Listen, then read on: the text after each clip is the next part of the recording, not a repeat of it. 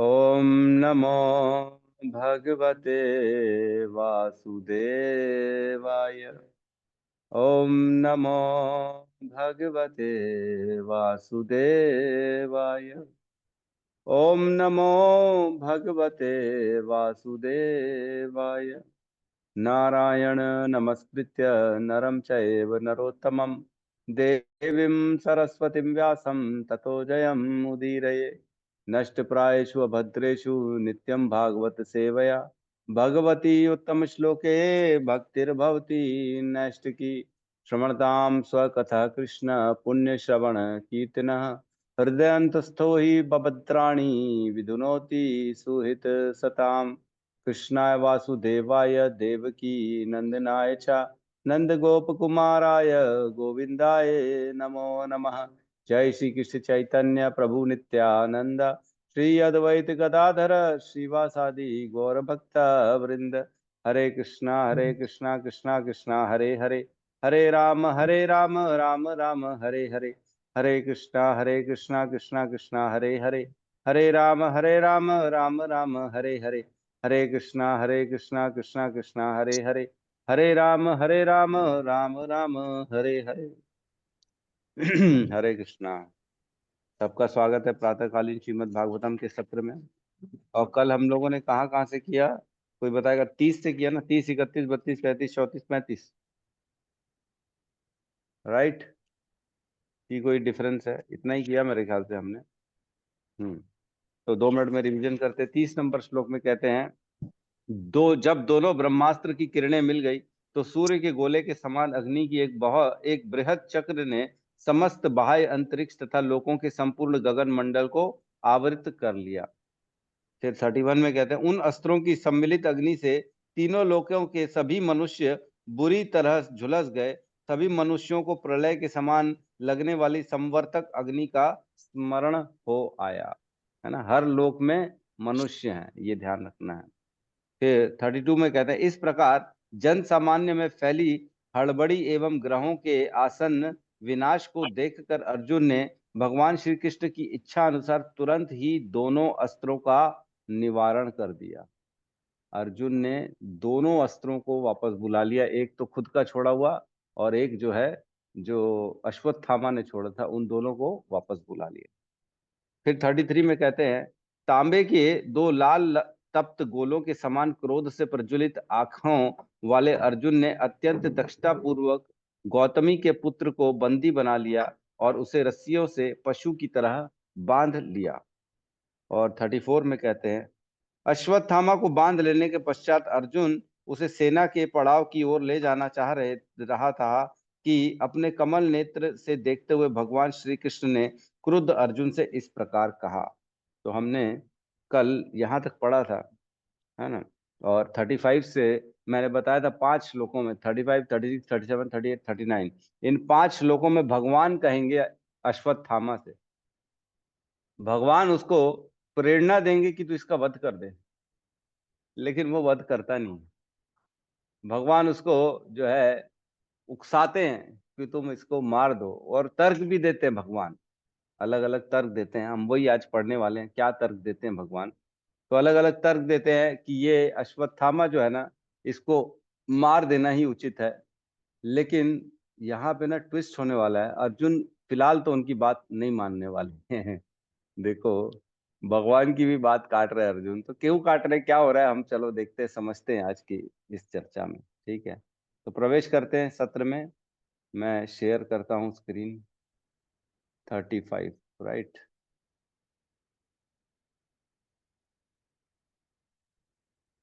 Thirty five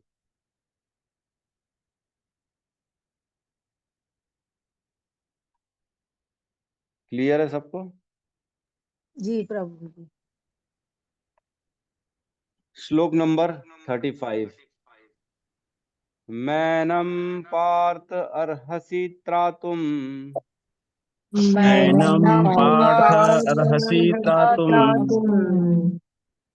ब्रह्मबंधुम इमं जहि ब्रह्मबन्धुम् इमं जहि यो स्वान यो सावनागस्तु सुप्तान् योषावनागशः सुप्तान् अवधीतनिषि बालकन् निशि बालकान् मैनं अर्हसि त्रातुम् नैनं पार्थ अर्हसि त्रातुम् बन्धुम् इमं जहि बन्धुम् इमं जहि तावनागसः सुप्तान् योषावनागशः सुप्तान् निशि बालकान् अधीनिसि मैनं पार्थ अर्हसि त्रातुम्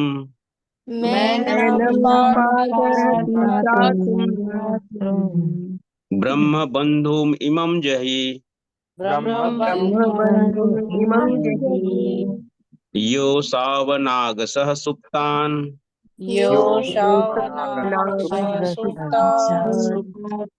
अवधीनिसि बालकान्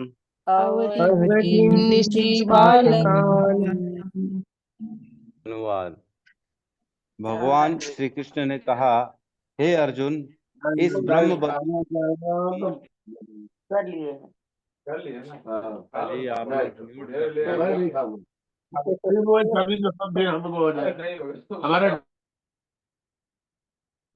श्री भगवान ने कहा, हे अर्जुन, इस ब्रह्म बंधु को छोड़कर तुम दया मत दिखाओ, क्योंकि इनसे सोते हुए निर्दोष बालकों का वध किया है। इसने सोते हुए निर्दोष बालों का वध किया है।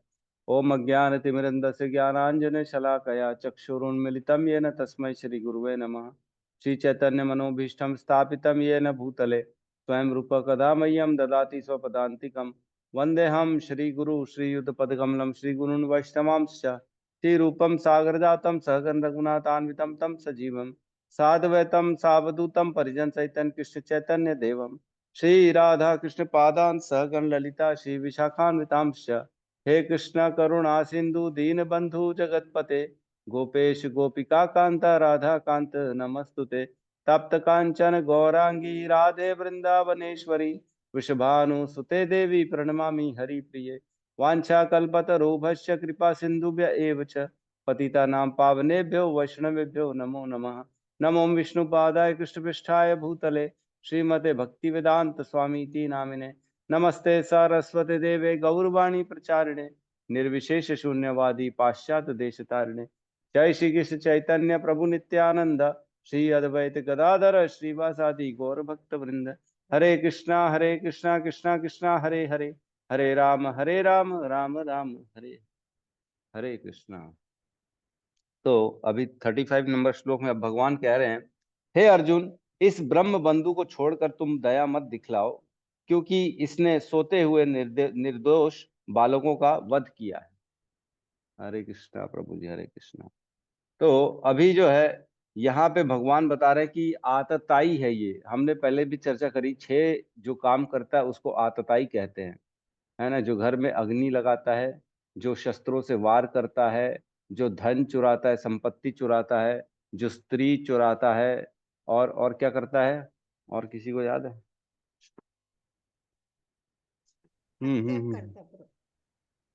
हत्या करता है, अस्त्र से प्रहार करता विष, नहीं विष देता है जो, और आग लगाता है, विष देता है, शस्त्र से प्रहार करता है, धन चुराता है, संपत्ति चुराता है, और पत्नी या स्त्री को चुराता है। ये 6 प्रकार के लोग, जो 6 काम जो करता है उसको आतताई कहते हैं।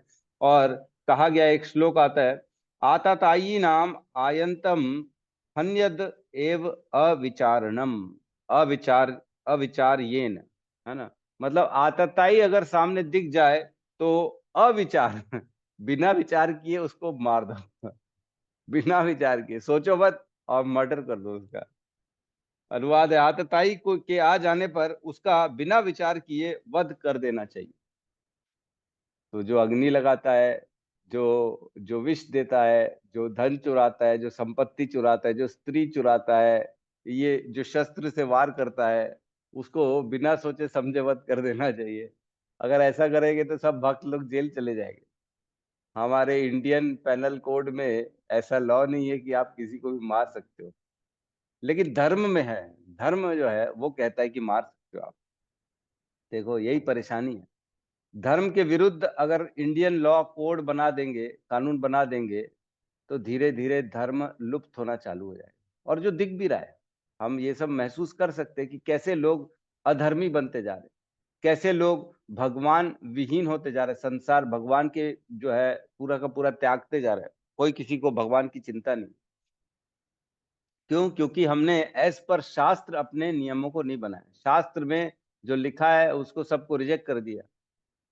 वहां किसी भी पशुवध को अलाउ नहीं है शास्त्र में, तो यहाँ पशुवध अलाउ कर दिया। यहाँ तो बड़े बड़े फैक्ट्रियां बना दिए, बुचर खाने बना दिए। लोग उठा उठा के फैक्ट्री में गायों को डालते हैं और उनका मांस काट काट काट के निकाल के बेचते, पैक करके, पूरा मतलब कमर्शियल कर दिया। तो ये भारतीय कानून जो है ये धर्म के संगत नहीं है। धर्म जो है वो कहता है ये सब बहुत बड़ा जघन्य अपराध है। जघन्य, छोटा मोटा अपराध नहीं है पशुवध। पशुओं में और मनुष्यों में जो अंतर देखता है ना, वो पहली बात तो वो मनुष्य है ही नहीं। मनुष्य को सारे सारे जीवों में भगवान का दर्शन करना चाहिए, जो आत्मा का दर्शन करना चाहिए। सब बगैर आत्मा कोई जो है ना अपने जीवित नहीं रह सकता, है ना, हम जानते हैं। और भगवान और आत्मा, ये परमात्मा और आत्मा हर जीव के अंदर रहते हैं। हमारे को किसी ने इतना अधिकार नहीं दिया कि हम उनका वध कर सकें। कहने का मतलब यहाँ पे ये है कि अर्जुन को भगवान कहते हैं कि इसने तुम्हारे निर्दोष बालकों का सोते में वध किया है। और ये कौन है? ये ब्रह्म बंधु है। ब्रह्म बंधु मतलब वह व्यक्ति जो ब्राह्मण कुल में उत्पन्न हुआ है, लेकिन ब्राह्मण के गुणों के साथ नहीं है। वो ब्राह्मण के गुण उसके अंदर है ही नहीं, वो हो गया ब्राह्मण बंधु। तो इसके तात्पर्य में एक एग्जाम्पल लिखा है, मैं वो पढ़ के सुना रहा हूँ। उच्च न्यायालय के न्यायाधीश का पुत्र स्वतः ही न्यायाधीश नहीं हो जाता, लेकिन उसे न्यायाधीश के रिश्तेदार कहने में कोई आपत्ति नहीं है। अतः जिस प्रकार कोई जन्म द्वारा ही उच्च न्यायालय का न्यायाधीश नहीं बन जाता, उसी प्रकार कोई जन्म के आधार पर ही ब्राह्मण नहीं होता, अपितु उसे ब्राह्मण की आवश्यक योग्यताएं प्राप्त करनी होती है। तो ब्राह्मण बंधु के लिए यही बताया। जैसे आजकल बोलते हैं ना, अरे ब्राह्मण का बेटा ब्राह्मण है ना, शर्मा जी आप तो ब्राह्मण है, आप तो ये हैं जो है। आप ब्राह्मण कर्म और गुणों के आधार में बनते हैं, न कि जाति से बनते हैं, है ना। यही बता रहे हैं यहाँ पे कि जज का बेटा जज नहीं बन जाता, उसको पढ़ना पड़ता है, जज की एग्जाम को पास करना पड़ता है, फिर जज बनेगा। कि पैदा होते साथ जज का बेटा जज, ऐसा नहीं होता। वैसे ही ब्राह्मण का बेटा ब्राह्मण नहीं बन सकता जब तक उसने शास्त्र को ग्रहण नहीं किया, जब तक उसके अंदर जो है वो ज्ञान नहीं आ जाता, तब तक वो शूद्र या वैश्य या क्षत्रिय जैसा भी है, लेकिन ब्राह्मण नहीं बन सकता। हम जानते हैं, श्लोक आता है, जन्म जायते शूद्रो, सभी व्यक्ति जन्म से शूद्र होते हैं ना। और क्या? संस्कारात भवेत द्विज, संस्कारों के बाद व्यक्ति द्विज बनता है। और वेद पठेत भवेत विप्रह, वेद और वेद को जो पढ़ेगा उसको विप्र कहा जाएगा। और ब्रह्म जानाति इति ब्राह्मण, जो ब्रह्म को जानता है उसको ब्राह्मण कहते हैं।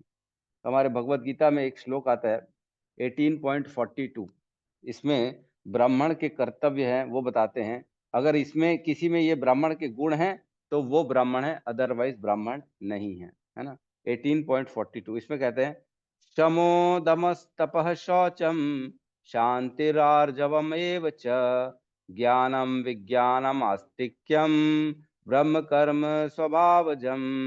अनुवाद: शांति प्रियता, शांति प्रियता, आत्म संयम, तपस्या, पवित्रता, सहिष्णुता, सत्यनिष्ठा, ज्ञान, विज्ञान तथा धार्मिकता, ये सारे स्वाभाविक गुण हैं जिनके द्वारा ब्राह्मण कर्म करते हैं। ये ब्राह्मणों के गुण हैं जिनके द्वारा कर्म करते हैं ब्राह्मण।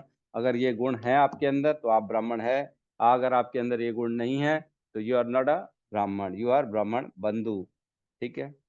तो यहाँ पे भगवान उसको आग्रह कर रहे हैं कि तुम इसको छोड़ो मत, इसको मार दो, क्योंकि ये आतताई है। ठीक है, हम अगले श्लोक में प्रवेश करते हैं यहाँ पे।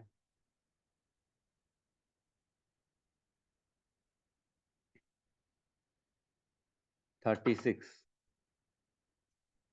साथ में दोहराएंगे। मुक्तम प्रमुक्तम उन्मुक्तम मत्तम प्रमत्तम उन्मत्तम मैंने सॉरी मुक्तम नहीं, मैं गलत बोल। मत्तम प्रमक्तम उन्मुक्तम मत्तम उन्मत्तम सुप्तम बालम स्त्रियम जड़म सुप्तं बालं स्त्रियं जडम्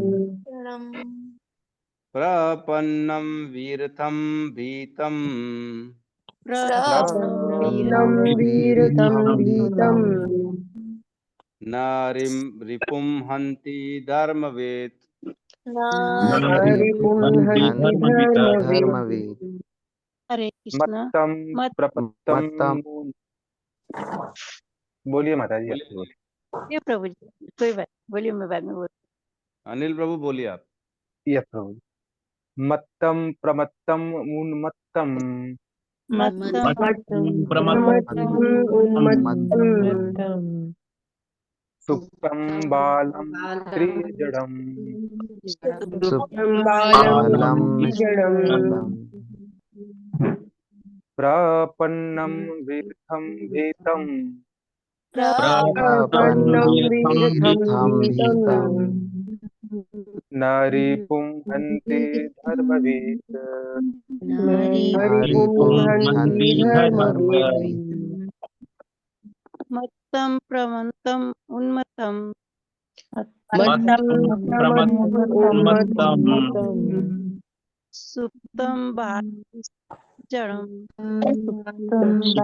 बालं जडम् पन्नम भीतं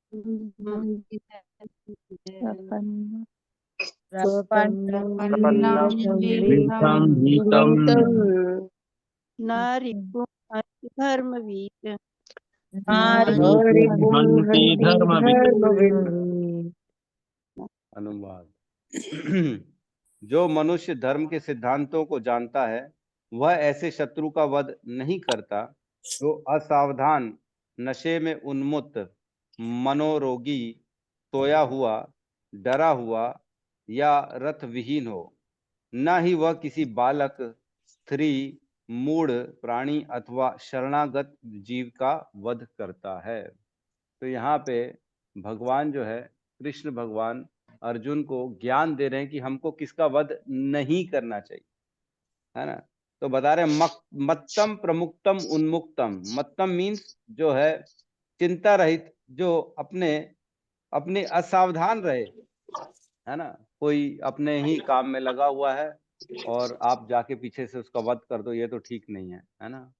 जो कॉन्शियस नहीं है, जो अटेंटिव नहीं है, पीछे से जाके थोड़ी कोई चक्कू डाल देगा। वही मत्तम, वो अपने चिंता रहित, वो अपने मस्ती में, अपने दूसरे कामों में व्यस्त है। प्रमक्तम मीन्स जो नशे में है ना। जो दारू पी के बैठा हुआ है या अलग अलग प्रकार के कोई नशा कर रहा है, उसका भी वध, नशे में व्यक्ति का वध नहीं किया जाता। और उन्मुक्तम मीन्स जो पागल है, जिसको मेंटली वीक है, जिसको सोचने समझने की शक्ति नहीं है, उसको सुप्तम, सोया हुआ व्यक्ति है, उसका वध नहीं करना चाहिए। बालम जो छोटे बालक हैं, उनका वध नहीं करना चाहिए। स्त्रियम स्त्री का वध नहीं करना चाहिए। जड़म और जो मूर्ख है, जो जो समझ नहीं पा रहा है कि क्या सही है और क्या गलत है, उसका वध नहीं करना है। प्रपन्नम मीन्स जो शरणागत हो आपके, जिसने आपसे शरणागति मांग ली है, जैसे परीक्षित महाराज की शरणागति मांग ली थी कलयुग ने, अदरवाइज कलयुग का वध करने वाले थे परीक्षित महाराज। तो शरणागति कोई कर ले तो उसका वध नहीं करते हैं।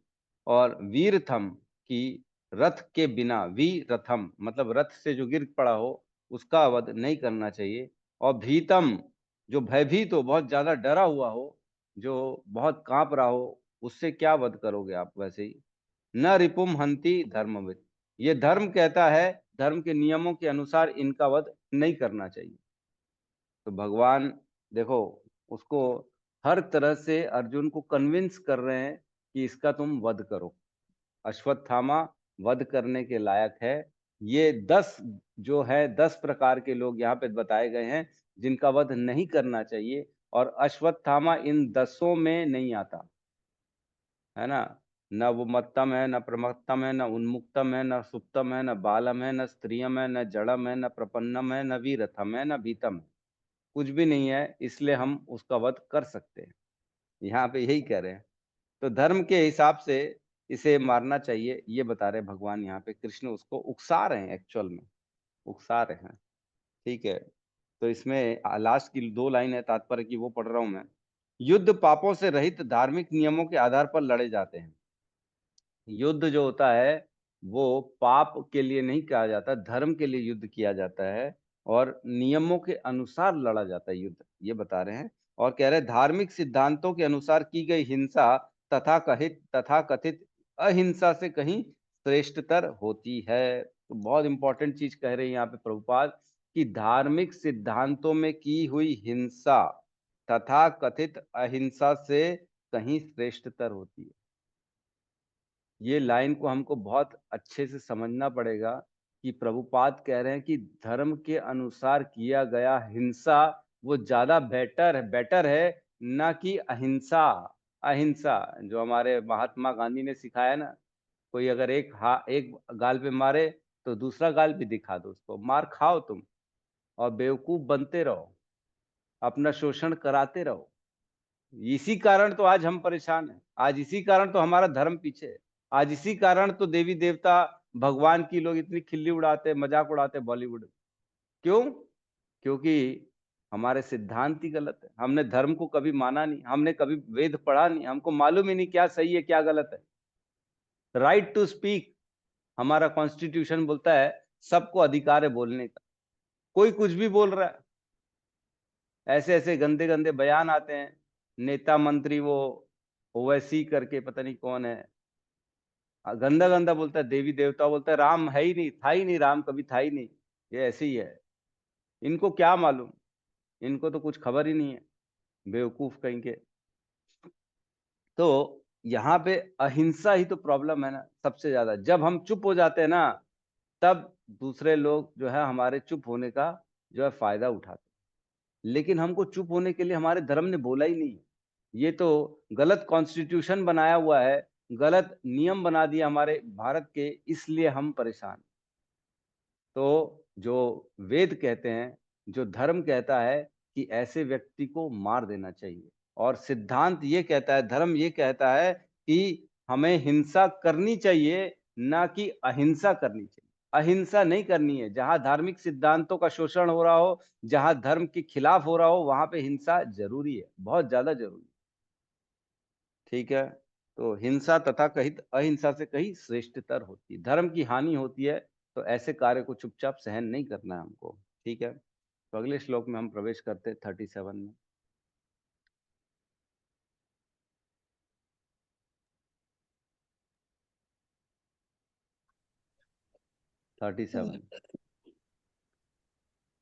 साथ में दोहराएंगे। स्वप्राणान यह पर प्राणे स्वप्राणान् यः परप्राणे पर प्राण है।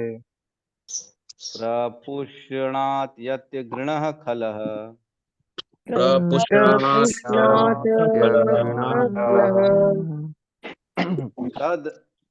तद्वधस्य तस्य हि श्रेयो तद्वधस्तस्य हि श्रेयो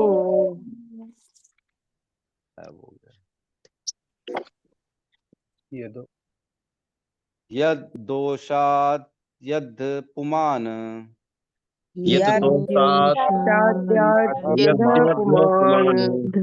पुमान् स्वप्राणान् यः परप्राणे स्वप्राणान् यः परप्राणे प्रपुष्णात्य घृणः खलः प्रपुष्णात्य घृणः खलः तद्वधस्तस्य हि श्रेयो तद्वधस्तस्य हि श्रेयो यद्योषाद्यात्यधः पुमान् यद्योषाद्यातऽधः पुमान् हम्म। स्वप्राणान् यः परप्राणैः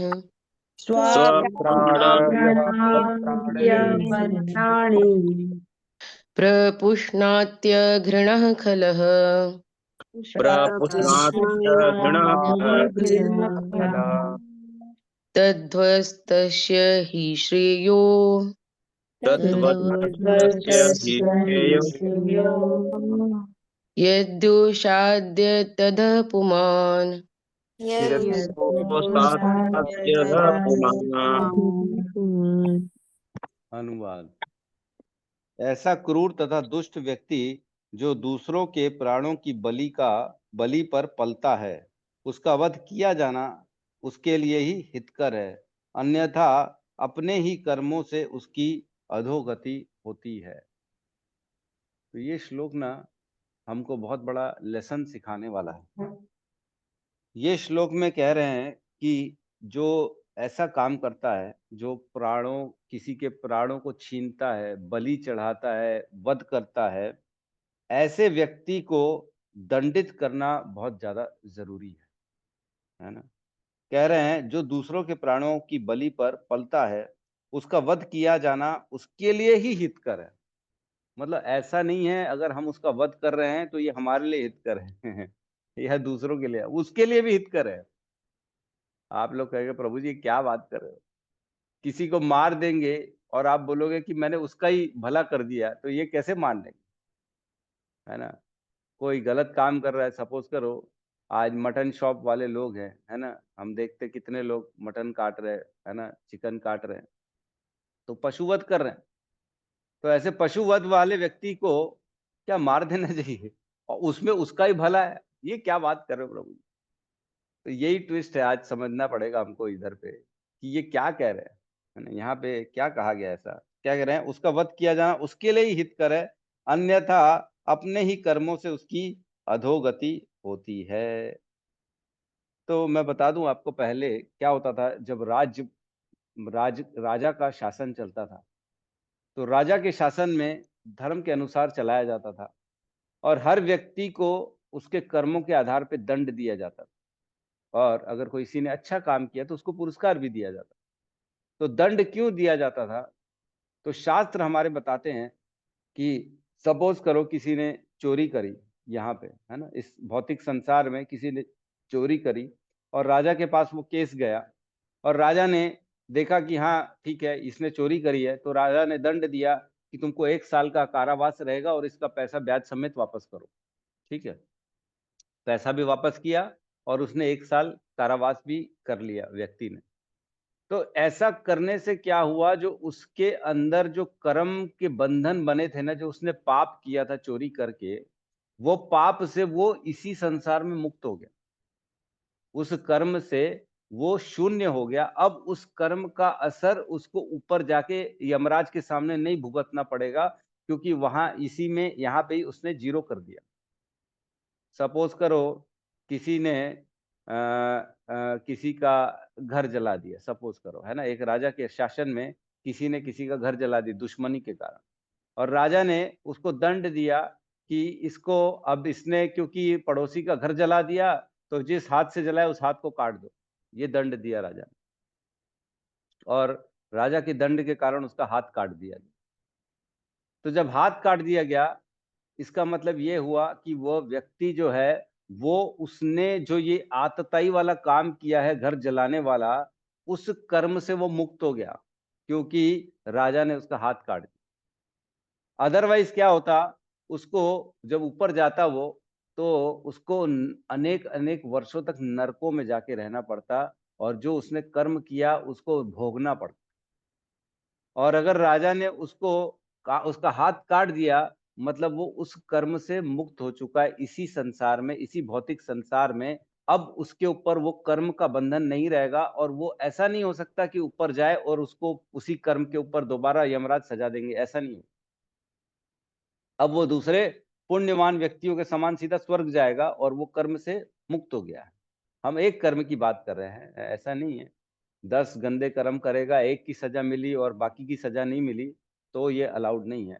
मतलब राजा का काम था कि, मैंने कल भी बताया था, शास्त्र पहले नीचे होता है अर्थशास्त्र, फिर नीति शास्त्र, फिर धर्मशास्त्र, फिर आध्यात्म शास्त्र। तो राजा जो होता है वो हमेशा धर्मशास्त्र के अंतर्गत कार्य करता है। वो सभी को समान रूप से देखता है कि सभी समान रूप से, प्रजा मेरे सारे के सारा प्रजा मेरा परिवार है और मेरा घर है, मैं इनके साथ सबके साथ सही चलूं, किसी के साथ कोई भेदभाव नहीं कर सकता। तो सपोज करो किसी ने वध कर दिया, किसी का हत्या कर दी किसी की, है ना, तो हम शास्त्रों के हिसाब से जानते हैं किसी का वध करना जघन्य अपराध है, उसको अनेक अनेक वर्षों तक नरकों में रहना पड़ेगा। लेकिन सपोज करो किसी ने वध कर दिया और उसने, राजा ने उसको सजा दे दी, इसके दोनों हाथ काट दिए जाएं क्योंकि इसने वध किया। तो वो उस वध के जघन्य अपराध के पाप के कारण जो भोगने वाला नरक था, उस नरक से मुक्त हो जाएगा और वो कर्म का बंधन यहीं पे शून्य हो जाएगा, क्योंकि राजा ने उसको सजा दे दी और उसके दोनों हाथ काट दिए। तो इसके लिए अच्छा काम किया कि गलत किया? उसका उद्धार किया ना राजा ने, कि अनेक अनेक वर्षों तक वो जो नरकों में जाता उससे बच गया ना, अब सीधा जीरो हो गया उसका कर्म और दोबारा वो वापस से मनुष्य योनि में आ सकता है। तो इसलिए कह रहे हैं कि वह उसके हित के लिए ही है। अब इसको हम दूसरे पहलू से समझते हैं। दूसरा पहलू क्या है? सपोज करो किसी ने किसी का वध किया और राजा खुद भी थोड़ा सा ऐसी है राजा धर्म के अनुसार नहीं है और वो बोलता है ठीक है ना यार, मेरा आदमी है, ये अपनी पार्टी का आदमी है, मेरे को जरूरत पड़ती है तो ये रैलियां कराता है और ये जो है हमारे डोनेशन वोनेशन लाता है, हमारा आदमी है, हम इसको सजा नहीं देंगे, इसको मुक्त किया जाए। वे इसने वध कर दिया तो क्या हुआ, हमारा आदमी, इसको मुक्त किया जाए। जैसे आजकल होता है, नेताओं का फोन आ जाता है, ये मेरा आदमी है, इसको जेल से निकालो, कोई भी गलत काम किया तो भी कोई प्रॉब्लम नहीं। तो इसमें बहुत सूक्ष्म बात यह है कि जिसने ऐसा कार्य किया है उसको तो भोगना ही पड़ेगा, और जो राजा है, जो शासक है, जिसके अंतर्गत ये कार्य हो रहा है, उसको भी उस पाप को हिस्सा, उस पाप का हिस्सा भोगना पड़ेगा, एक छठा हिस्सा। क्लियर कट लिखा है ना, क्लियर कट शास्त्रों में। जिसकी अथॉरिटी है, सपोज करो रायपुर का कलेक्टर है या रायपुर का कोई और मंत्री है, सीएम है रायपुर का, छत्तीसगढ़ का सीएम है, कलेक्टर है, जिनके पास अथॉरिटी है, जिनके शासन के अंतर्गत वध चल रहा है, पशु वध चल रहा है या कोई और गंदे काम चल रहे हैं, उन सारे कर्मों का एक छठा हिस्सा उनको भोगना पड़ेगा मरने के बाद। कितनी गहरी बात लिखी है शास्त्र में, मैं तो पढ़ के हैरान हो गया, ये क्या लिखा है। मतलब जितने भी पशु वध हो रहे हैं, अगर छत्तीसगढ़ में हो रहे हैं, रायपुर में हो रहे हैं, रायपुर में कलेक्टर के अंतर्गत जितने भी पशु वध हो रहे हैं, उन सब पशु वध का एक छठा हिस्सा कलेक्टर को भोगना पड़ेगा। उन सब का एक छठा हिस्सा सीएम को भोगना पड़ेगा। उन सब वध का एक छठा हिस्सा उस मंत्री को भोगना पड़ेगा जिसके अंतर्गत, जिसकी अथॉरिटी आती है कि ये पशु वध हो कि ना हो। अब हम ये नहीं बोल सकते कि अरे हमारा भारत का तो कानून अलाउ करता है पशु वध करना। अरे भारत के कानून में तो तभी काम करेगा जब तक भारत में रहोगे। आज अमेरिका में जाएंगे तो अमेरिका का कानून फॉलो करना पड़ेगा कि नहीं करना पड़ेगा? भारत का तो कानून नहीं बोलोगे, हम तो वहां पे लेफ्ट साइड में गाड़ी चलाते थे, हम भी यहाँ अमेरिका में भी लेफ्ट साइड ही गाड़ी चलाएंगे। वहां का कानून राइट साइड गाड़ी चलाना है, आपको वहां पे राइट साइड ही चलाना पड़ेगा, आप लेफ्ट साइड नहीं चला सकते क्योंकि आप अमेरिका में हो और आपको अमेरिका के कानून मानने पड़ेंगे। उसी प्रकार जब ये हम संसार छोड़ के जाएंगे, ऊपर जाएंगे, तो यहाँ पे यहाँ के कानून वहां काम नहीं करते हैं। वहां के कानून तो ये है जो शास्त्र में लिखा हुआ है। तो वहां पे जाएंगे तो वहां पे पशु वध के लिए आपको एक छठा हिस्सा भोगना पड़ेगा। एक बहुत जबरदस्त कथा, कथा नहीं, ये सच्ची घटना है। मैं नाम तो नहीं जान रहा हूँ, लेकिन मैं सुना तो मेरे को ऐसा लगा सुनाना चाहिए। तो एक बार क्या हुआ, हमारे इस्कॉन की बात चल रही है किसी मंदिर की, वहां पे एक हमारे गुरु आचार्य जो है ना, गोविंदास रेस्टोरेंट होता है, यस हेमा जी घर, यस, तो गोविंदास रेस्टोरेंट होता है वहां पे, जाके बैठते थे और हमारी चाय आती है ना, एक इस्कॉन की टी, वो पीते थे, एक हमारे सीनियर गुरु आचार्य। और उन्होंने देखा कि एक व्यक्ति रोज उनके पास आता है, वहां पे उसमें हाय हेलो करता है, बातचीत करता है, वो भक्त नहीं है लेकिन आ रहा है रोज। उनसे फिर आत्मीयता उनकी थोड़ा थोड़ा सा अच्छा लगने लगा, दोनों को एक दूसरे का संग, क्लोजनेस आ गई। 3-4 महीने हुए, 3-4 महीने में उनकी क्लोजनेस आ गई, और 3-4 महीने में इन्होंने कुछ कुछ उनको ज्ञान दिया होगा कि तुम मंत्र लो, ये करो, वो करो। क्लोजनेस आ गई तो ऑब्वियसली वैष्णव दूसरों का भला ही चाहते हैं। उन्होंने भला चाहा और उनको भगवान का दिया हुआ सब देते थे, ला के रोज प्रसाद पवाते थे, ये करते थे, वो करते थे। क्लोजनेस आ गई, दोस्ती हो गई। 3 महीने बाद पता पड़ा कि वो व्यक्ति मर गया। नहीं, मर गया नहीं, सॉरी, मरने वाला है, अंतिम एकदम लास्ट घड़ी में है। और उन्होंने, जो व्यक्ति जो आता था ना रोज, वो बहुत बड़ा बिजनेसमैन था, बहुत उसका पैसे वाला था, बहुत बड़ा घर था, बंगला था उसका। तो जब उसकी अंतिम समय आ गया तो उसने इनको बुलाया, बोले मेरे मित्र हैं, वो मेरी रक्षा कर सकते हैं, उनको बुलाओ। तो क्योंकि बड़ा आदमी था, फटाफट गाड़ियां आ गई, बोले प्रभु जी चलो, आपको बुलाया है हमारे उन्होंने साहब ने। तो इनकी भी क्लोजनेस थी, मित्रता हो गई थी हमारे गुरु की, जो इस्कॉन के डिवोटी थे उनकी। तो वो गए, चलो मिलने जाते हैं, कौन है क्या है भाई, मैं तो कभी गया नहीं उनके घर, बट हाँ दोस्ती है, रोज आते हैं, बैठते हैं, बातचीत होती है। तो अब हमारा इतना धर्म बनता है कि उनका अंतिम समय आ गया है तो हम जाएं, उनका उद्धार कर दें अंतिम समय में। तो ये गए, इन्होंने भगवान के चरण की तुलसी, भगवान का प्रसाद, भगवान का चरणामृत, भगवान की माला सब लेके गए साथ में अंत काल के लिए, कि भाई अब जाने वाला है तो कम से कम उसको ऐसी चीजें दे दे ताकि उसकी आगे आने वाली गति अच्छी हो जाए। तो जब वो गए, उसका अंत समय था, इन्होंने सब उसको तुलसी पिलाया, तुलसी पत्र उनके मुख में रखा, चरणामृत उनको पिलाया, उनको भगवान का माला पहनाई, भगवान का प्रसाद पवाया। और वो व्यक्ति जो थे ना, उनका अंत समय इनके हाथों में ही गया, इनके गोद में उन्होंने अपने प्राणों को छोड़ा। और वो बोले, अंत समय में उन्होंने बोला, बोले मैं देख पा रहा हूँ जहां मैं जा रहा हूँ बहुत अच्छी जगह है, आपका बहुत बहुत धन्यवाद। उन्होंने इनको धन्यवाद दिया और बोला, मैं जहां जा रहा हूं मैं देख पा रहा हूं बहुत ही सुंदर जगह है और आपका बहुत बहुत धन्यवाद। ऐसा बोल के उन्होंने प्राणों को छोड़ा। तो आपको मैं बता दूं, वो व्यक्ति जो था उसका काम क्या था, वो बड़ा आदमी कैसे बना। तो वो व्यक्ति जो था वो बहुत बड़ा ट्रांसपोर्टर था। वो काहे का ट्रांसपोर्टर था, वो गायों की तस्करी करता था। गाय जो बुचर खाने में ले जाते थे ना भर भर के, उसकी तस्करी करता था और उसका ट्रांसपोर्टर था। तो जितनी गाय जो मर रही हैं उन सब का 1/6 हिस्सा पाप का इसको भी मिलने वाला था। इतना बड़ा अपराध। और मैं बता दूं, गाय वध में जो, मैं बताता हूँ, 6 लोग होते हैं कोई भी वध में जिन पे इक्वली जो है वो पाप डिवाइड होता है ना। कौन कौन से 6 लोग होते हैं? जो पशु वध की आज्ञा देता है सबसे पहला वो, दूसरा जो वह पशु वध करता है वो, और तीसरा जो काटे गए पशुओं को बेचता है वो, चौथा जो पशु मांस पकाता है वो, और पांचवा वो जो उसको वितरण करता है, ऐसे भक्ष का जो जो भी मार्केटिंग करता है वो, और छठा ऐसे पकाए गए भक्ष को जो खाता है वो। ये 6 लोगों में बराबर पाप बढ़ता है। कोई भी पशु वध होता है तो उनमें ऐसा नहीं है कि प्रभु जी मैं तो खाता नहीं हूं ना, मैंने तो खाली ला दिया, मैंने तो खाली लाया आपको, मैं थोड़ी खाया। अरे तो तुम खाए नहीं खाए लेकिन तुम लेके आए ना, तो तुम्हारे को पाप पड़ेगा। कई लोग बोलते प्रभु जी मेरी तो दुकान है ना, मैं तो भगवान की अगरबत्ती करता हूँ फिर मुर्गा कटवाता हूँ, मैं क्या कर सकता हूँ, मेरा तो काम है। और तुम काम कुछ भी करो, अगर पशुवध तुम्हारे अंतर्गत हो रहा है तो तुमको उसका 1/6 हिस्सा पाप का भोगना पड़ेगा।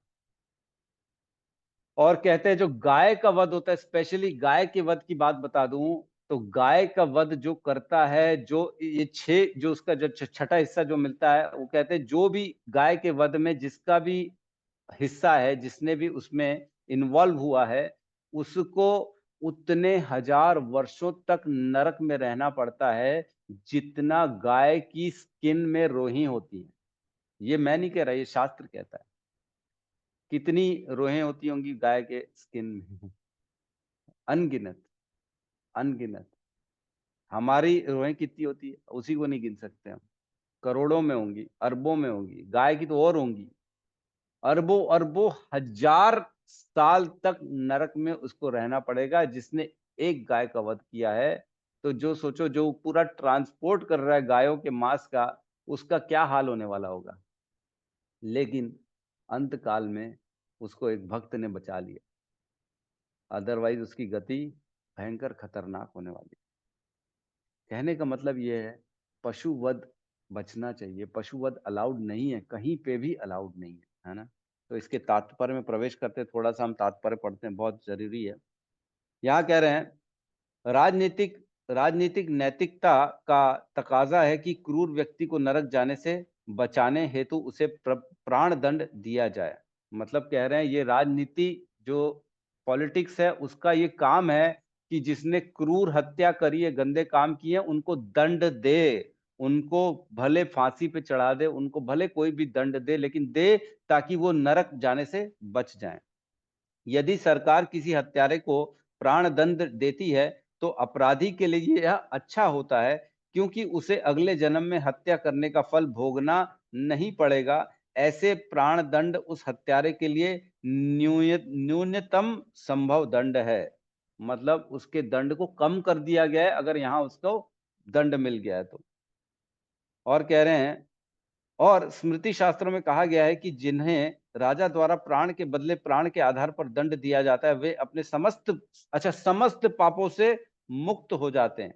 अगर किसी को राजा ने प्राण दंड दे दिया है तो उसने जितने भी पाप किए थे वो सारे पापों से वो मुक्त हो जाता है, क्योंकि राजा ने प्राण दंड दे दिए हैं। यहाँ तक कि वो स्वर्ग लोक जाने का पात्र बन जाता है। वो स्वर्ग लोक जाएगा, अब सीधा नीचे नहीं जाएगा, क्योंकि राजा ने उसको प्राण दंड दे दिया। और कह रहे हैं नागरिक संहिता तथा धार्मिक सिद्धांतों के महान रचनाकर मनु के अनुसार पशु को के मारने वाले तक को हत्यारा समझना चाहिए। तो ये इंपॉर्टेंट है, पशु को मारने वाले को हत्यारा समझना चाहिए। मतलब अगर किसी पशु का वध कर रहे हो तो आप एक मनुष्य का वध कर रहे हो ये मानना चाहिए। समझ में आ रहा है? एक हत्यारा मानना चाहिए, मतलब आपको एक मनुष्य की हत्या करने का दंड जो है और पशु की हत्या करने का दंड एक ही है, दोनों के विधान में कोई फर्क नहीं। यहाँ ये कह रहे हैं। क्यों कह रहे हैं? क्योंकि धर्म के सिद्धांतों के अनुसार जीव तो जीव है, वो किसी भी शरीर में हो, मनुष्य के शरीर में हो, हाथी के शरीर में हो, चींटी के शरीर में हो, चिड़िया के शरीर में हो, वो एक जीव कहलाता है। तो जब सारे के सारे जीव जीव हैं तो सारे के सारे जीवों की हत्या का दंड भी एक ही होगा। लेकिन गाय की हत्या करने का ज्यादा अपराध है, बहुत ज्यादा अपराध है। तो यहाँ कह रहे हैं उसको हत्यारा समझना है, क्योंकि सभ्य मनुष्य कभी भी पशु मांस नहीं खाता। सभ्य मनुष्य का मुख्य कर्तव्य तो भगवत धाम वापस जाने हेतु अपने आप को योग्य बनाना है। सभ्य पुरुष का काम क्या है कि वो अपने आप को भगवत धाम जाने के लिए तैयारी करे, भक्ति करे, भगवान का नाम सुने, शास्त्र पढ़े, किसी के अनुगत रहते हुए सही मार्ग में चले, तब जाके वो भगवत धाम जाएगा। और कह रहे हैं चाहे कोई कितना ही वैज्ञानिक प्रगति क्यों ना कर ले, वह जीव को उत्पन्न नहीं कर सकता। अतः मनमानी करके किसी जीव का वध करने का किसी को भी अधिकार नहीं है। कह रहे हैं कि क्या आप एक जीव को पैदा कर सकते हो? जब पैदा नहीं कर सकते हो तो मारने का हक कौन देता है आप? नहीं देता, कोई नहीं देता, क्योंकि वो चीज हमारी है ही नहीं। लेकिन सोचो कितना गंदा कलयुग आ गया है कि पूरी की पूरी फैक्ट्री बना दी गई है, पूरा मशीन्स के साथ में वध किया जाता है पशुओं, ला ला के गायों को बांध बांध के, ऐसा फैक्ट्री की तरह एकदम मार रहे हैं लोग, एक के बाद एक मार रहे हैं। बाप रे, पता नहीं क्या होगा ऐसे लोगों का आगे चल के, क्या उनको गति मिलेगी, कब दोबारा मनुष्य योनि तो मिलने से रही उन लोगों को कभी भी नहीं मिल पाएगी। तो मैं कुछ श्लोकों का वर्णन कर रहा हूँ यहाँ पे, अलग अलग उपनिषदों से और अलग अलग पुराणों से, जिसमें हत्या, पशु हत्या के बारे में क्या क्या कहा गया है। कह रहे हैं श्रीमद् भागवतम में, क्रूर व्यक्ति अपने शरीर के पालन तथा अपनी जीभ के स्वाद पूर्ति के लिए निरीह जीवित पशुओं तथा पक्षियों को पका खाते हैं। ऐसे व्यक्तियों की मनुजात मनुष्य भक्षक भी भर्त्सना करते हैं। अगले जन्म में वे यमदूतों के द्वारा कुंभी पाक नरक में ले जाए जाते हैं, जहां उन्हें उबलते तेल में भून डाला जाता है। तो जो पकोड़े तलते हैं वो सत्य घटना है। पकोड़े तले जाएंगे और कौन से नरक में, कुंभी पाक नरक है नाम का, वहां पे ले जाया जाएगा, वहां पे पकोड़े तले जाएंगे। जैसे हम वो पशुओं को जला के उनको मार के उनको पका के खाते हैं ना, वैसे ही जो पकाने वाला है उसको भी पकोड़े तलेंगे, वो भी ऐसी तेल में भुना जाएगा। और आगे कहते हैं,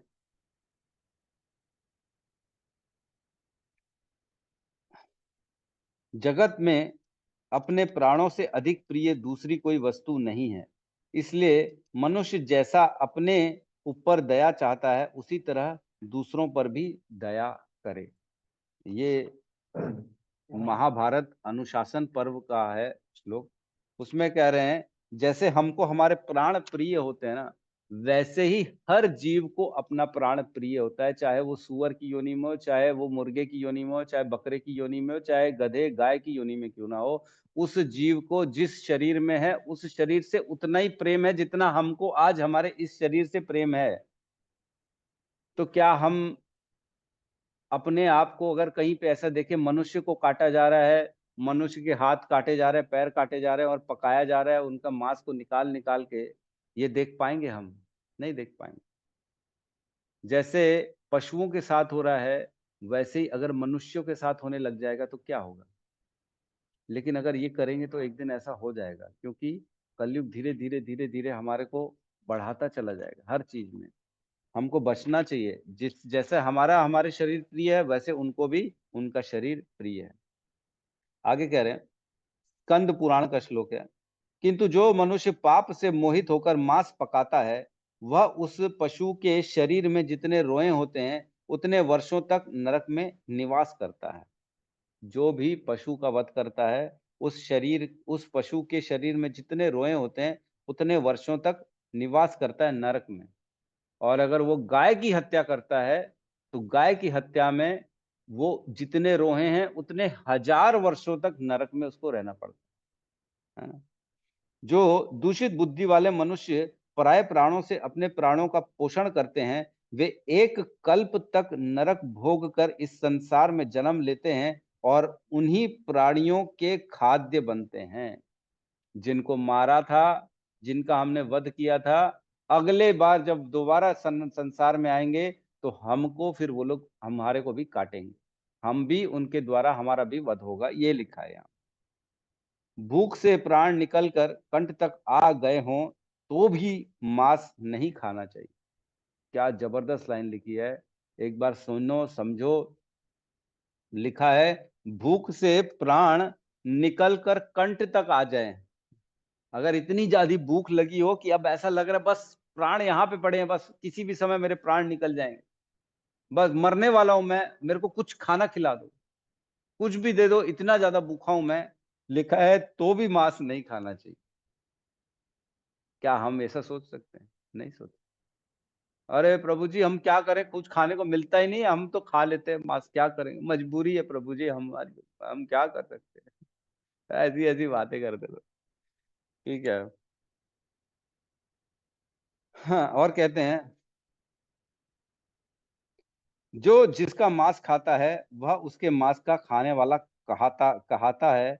मछली के मांस को खाने वाला सब मांस को खाने वाला होता है, इसलिए मछलियों को त्याग देना चाहिए। तो मछलियों को भी नहीं खाना चाहिए कह रहे हैं। ऐसा नहीं है कि लोग बोलते मछली कोई वो नहीं है, मछली को नहीं खाओ, मछली को खा सकते हैं, ऐसा नहीं। जो मानव जन्म से ही सदा के लिए मधु मांस और मदिरा का त्याग कर देता है, वे ही दुस्तर दुखों में से छूट जाते हैं। तो जिनके अंदर ये गंदे गंदे आदतें नहीं रहती हैं, मांस खाना और दारू पीना और इस तरह के, वो दुखों से निकलने का उसका चांस बना रहता है, बाकियों का दुखों से निकलने का चांस नहीं बनता।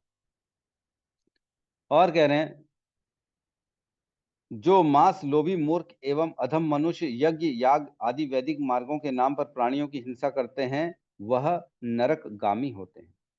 कई लोग होते हैं जो बोलते हैं अरे हम तो बलि करते हैं ना, हम माता काली माई है उनको बलि देना है, इसलिए हम मांस को हम पशुवध करते हैं। कुछ भी कर लो, नरकगामी बनोगे ही बनोगे, इसमें कोई कोई दो राय नहीं है, कोई दो राय नहीं। आगे कह रहे हैं, महाभारत के श्लोक आता है उसमें कह रहे हैं, जो पहले मांस खाने के बाद फिर उसे निवृत्त हो जाता है उसको भी अत्यंत महान धर्म की प्राप्ति होती है, क्योंकि वह पाप से निवृत्त हो गया है। ये हमारे लिए ठीक है, हमारे लिए ये इसको सुन के थोड़ा खुशी मिलती है कि ठीक है भाई, जो पहले खाता था लेकिन अब छोड़ दिया, अब नहीं खाता वो, तो कह रहे हैं उसको भी धर्म की प्राप्ति होती है, क्योंकि वो अब इन जघन्य अपराधों को छोड़ चुका है, अब नहीं करता, पहले करता था अब नहीं करता। लेकिन तो रिलैक्स हो जाइए, टेंशन मत लीजिए, आप सब, you are in now safe hands, आप सुरक्षित हाथों में हैं, क्योंकि आपने मांस भक्षण छोड़ दिया है। क्या हमारे बीच में कोई ऐसा है जो मांस खाता है अभी भी? कोई है? शर्म के मारे हाथ नहीं उठाएं, ऐसा मत करना, सच है तो सच बता देना चाहिए। अगर कोई है तो उठा सकते हैं, ताकि हम उसको और अच्छे से ज्ञान दें, ताकि वो ना खाए, बच जाए उसका आगे आने वाला जो समय। और आगे कहते हैं, संपूर्ण तीर्थों में स्नान करने से जो पुण्य होता है और समस्त यज्ञों के अनुष्ठान से जिस फल की प्राप्ति होती है, वही या उसके समान फल मांस न खाने से भी प्राप्त होता है। मांस न खाना, सपोज करो आपके सामने मांस रख दिया गया, खाओ खाओ खाओ, और आपने बोला नहीं मैं नहीं खाऊंगा नहीं खाऊंगा नहीं खाऊंगा, तो उतना बड़ा फल मिल जाएगा जितना यज्ञ करने का फल मिलता है, इतना बड़ा फल मिल जाएगा। क्यों? क्योंकि आपने रिजेक्ट कर दिया। लास्ट श्लोक है ये ब्रह्म वैवर्त पुराण से, उसमें कहते हैं, भगवान की आज्ञा से ही उन्होंने इस चर अचरमय समस्त जगत का निर्माण किया है। किन्होंने? ब्रह्मा जी ने। पहले भोजन की व्यवस्था होती है, उसके बाद जीव प्रकट होता है। तो कई लोग बोलते हैं प्रभु जी हमारे पास खाने के लिए नहीं है, हम नॉनवेज खाते हैं, क्यों? तो यहाँ कह रहे पहले भोजन की व्यवस्था होती है, फिर प्राणी का जन्म होता है। सपोज करो किसी की आयु 60 साल की है, उसकी जीवन की अवधि, और उसको जन्म मिला, कुंडली में लिखा है ये 60 साल तक जिएगा, तो 60 साल तक जिएगा मतलब 60 साल तक के खाने पीने की व्यवस्था ने भगवान ने कर दी है ना, तब तो जी पाएगा, बगैर खाए पिए कैसे जिएगा? तो यहाँ बता रहे हैं कि पहले ही जैसे जन्म होता है ना, उसके उतनी अवधि के लिए उसके खाने पीने की व्यवस्था प्रकृति के द्वारा पहले ही कर दिया जाता है। ऐसा नहीं सोचना चाहिए कि मेरे पास व्यवस्था नहीं है, मेरे पास मांस ही है बचा और कुछ नहीं हमारे लिए खाने के लिए। बार बार ऐसा होने से ही इस नियत व्यवस्था को स्वभाव कहते हैं। स्वभाव से कर्म होता है और कर्म के अनुसार जीवधारियों को सुख दुख का भोग प्राप्त होता है। यातना, जन्म मरण, रोग शोक भय, संपत्ति विपत्ति, विद्या कविता, यश अपयश, पुण्य स्वर्ग में निवास, पाप नरकवास, भक्ति मुक्ति तथा भगवान की दास्यता, ये सब मनुष्यों के कर्म के अनुसार उपलब्ध होती है। जैसा हम कर्म करेंगे उसके अनुसार ये सारी चीजें हमारे को प्राप्त होती हैं। तो ये कुछ श्लोक थे जो पशु वध पे थे। तो क्या डिटेल समझ में आ गया? किसी का कोई प्रश्न है तो हम यहाँ पे ले सकते हैं, कि कुछ अपना संशय हो या अपना डाउट हो या कोई अपनी बात कहनी हो तो बिल्कुल स्वीकार है आप सबको। हरे यस कृष्ण कहिए अनिल प्रभु प्रभु। जी। बोलिए माता जी। प्रभु जी, जैसे अभी आपने बताया कि नेता वगैरह रहते हैं और किसी का साथ देते हैं, तो उसमें नेताओं को सीएम को, तो उसमें पीएम को भी तकलीफ बहुत मिलती होगी। बिल्कुल होगी, सबको मिलेगी। जिसकी अथॉरिटी है, जिसके जिसकी साइन से ये रुक सकता है, लेकिन फिर भी वो नहीं रोक रहा, तो उसके ऊपर पाप चढ़ेगा ही चढ़ेगा। समझ गए? जिसको अधिकार दिया गया है रोकने का या चलाने का, वो अपने अधिकारों के कारण, अगर उसके उसके क्षेत्र में ये पशुवध हो रहा है और उसने अपने अधिकार का इस्तेमाल करके इसको नहीं रोका, तो उसको इसका पाप भोगना पड़ेगा निश्चित तौर से। एकदम लिखित है, इसको कहीं पे भी किसी को भी कोई डाउट नहीं होना चाहिए कि गलत लिखा है। तो प्रभु जी क्या जितने कलेक्टर है, जितने मंत्री हैं, जितने सीएम है, जितने पीएम है, सबको पाप भोगना पड़ेगा? हाँ, निश्चित तौर से भोगना पड़ेगा, और अनंत काल तक भोगना पड़ेगा। अनेक करोड़ों अरबों साल तक नरक में जाना पड़ेगा, क्योंकि उनकी अथॉरिटी के अंदर में पशुवध हो रहा है। निश्चित तौर से करना पड़ेगा, कोई तो किंतु नहीं, प्रभु कोई जी, परंतु जैसे नहीं। अपन मार्केट जाते हैं और अपन देखते हैं ना कि गाड़ी ट्राली वगैरह में मुर्गों को ले जा रहे, अपन को मालूम है ये जा रहे बेचारे इनके हाथ, तो रोकना चाहिए कि नहीं रोकना चाहिए? नहीं, हम नहीं कि रोक भाई सकते ना, हमारा अधिकार थोड़ी है। वही तो कह रहा हूँ, जिनका अधिकार है उनको रोकना पड़ेगा, जिनको शासन द्वारा शक्तियां मिली हुई हैं इसको रोकने की, इसको चलाने की, उनको रोकने का काम है, हमारा काम नहीं है रोकना, है ना। पर लगता है ना प्रभु जी कि इन बेचारों को बचा ले, इनकी हत्या ना हो। हाँ, ये तो सही बात है, ये वैष्णव का गुण है, जीव दया जो है, ये तो हमारे को लगता ही है कि ये रुक जाए, तभी तो हम प्रचार करते हैं, लोगों को बताते हैं कि मत खाओ मत खाओ मत खाओ। इसीलिए तो हम लोगों को समझा रहे हैं कि मत खाओ, कितनी खतरनाक गति होने वाली है तुम्हारी, खा रहे हो तो। 2 मिनट के लिए खाली जीवा का वेग है, 2 मिनट के टेस्ट के लिए आप किसी के प्राणों को छीन के खा रहे हो, उसके मांस का भक्षण कर रहे हो, ये कोई सही है? ये कोई मनुष्यता है? ये तो आसुरी राक्षस और हम में अंतर ही नहीं रहेगा अगर हम मांस का खा रहे हैं, मांस खा के अपने पेट को पालन कर रहे हैं, तो राक्षस प्रवृत्ति है, ये मनुष्य नहीं है। और प्रभु जी जैसे अंडा अंडा भी तो मुर्गी से ही निकलता है, तो उस बच्चा होता है, तो वो जो खा रहा है तो उसको भी तो सजा मिलना चाहिए ना, आमलेट खा रहा है कहीं बिल्कुल कुछ खा रहा है। बिल्कुल बिल्कुल, मिलेगी मिलेगी, निश्चित तौर से मिलेगी। जी अंडा अगर लोग सोचे कि वेज है, वेजिटेरियन है, अंडे से बच्चे नहीं होते, अंडे तो हम इंजेक्शन दे के निकालते हैं, कुछ भी बोल लो, तर्क दे दो, तर्क देने से चीजें स्पष्ट नहीं हो सकती। आपके तर्क आपके लिए हैं, आप केवल अपने लिए खाने के लिए बहाने ढूंढ रहे हो, लेकिन जो धर्म कहता है वो तो धर्म कहेगा ही कहेगा। अंडा खाओ, मुर्गा खाओ, बकरा खाओ, गाय खाओ, कुछ भी खाओ, सब में पाप है, और पाप खाओगे तो भोगना पड़ेगा ही पड़ेगा। और प्रभु जी मैं जहाँ हूँ ना उधर तो ब्राह्मण सब यानी जात पूरा खाते ही हैं इधर पर। तो ब्राह्मण कहाँ हुए फिर? तो ब्रह्म बंधु हो गए ना वो। यही तो सिखाया हमने। जो ब्राह्मण है वो ब्राह्मणों के गुणों के विहीन है, तो वो ब्राह्मण नहीं है, वो तो ब्राह्मण बंधु है, वो उसको तो आतताई है, वो तो मारना चाहिए उसको। यही तो सिखा रहे हैं भगवान कृष्ण अर्जुन को कि ये ब्रह्म बंधु है, इसे मारो, इसकी हत्या कर दो। तो ब्रह्म बंधु जो है वो ब्राह्मण नहीं होता, वो तो तो अपन दूषित जैसे ब्राह्मण है, चाहे तो दूषित। प्रभु जी अपन को सजा नहीं मिलेगी कि नहीं हत्या कर आए ऊपर? क्या माता जी? जैसे ब्राह्मण है जो खा रहे हैं उनकी अपन हत्या कर दें तो अपन को भी तो ऊपर सजा मिल सकती ना। नहीं नहीं नहीं, हम हत्या नहीं कर सकते क्योंकि हम क्षत्रिय नहीं है, है ना, जी जी क्षत्रिय का काम है हत्या करना। ठीक है, आप क्षत्रिय हो, जी आप नहीं हो नहीं प्रभु क्षत्रिय, जी। तो क्षत्रिय का काम है उसको हत्या करना, आपका हमारा काम नहीं है। हरे ठीक कृष्ण है, हरे प्रभु जी, कृष्ण। दंडवत प्रणाम। अब जय उनको श्री बोल तो सकते ही नहीं अपने घर में, तो हत्या कहाँ से कर सकते हैं? हमारे घर में खुद हमारी बहू रानी। अरे हमारे घर में अभी मेरा भाई खाता है खुद, मेरा बड़ा भाई तभी तो सगा भाई खाता है।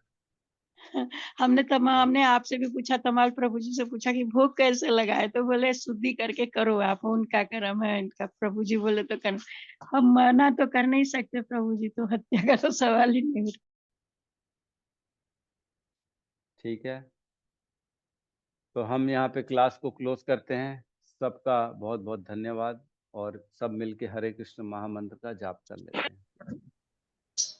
हरे हरे कृष्णा कृष्णा हरे कृष्णा कृष्णा कृष्णा हरे हरे हरे राम हरे राम राम राम राम हरे राम हरे। राम राम हरे हरे। समस्त भक्त समस्त वृंद की भक्तवृंद की जय। जय। जगत गुरु जगतगुरु श्रील श्रील प्रभुपाद प्रभुपाद की की जय। जय।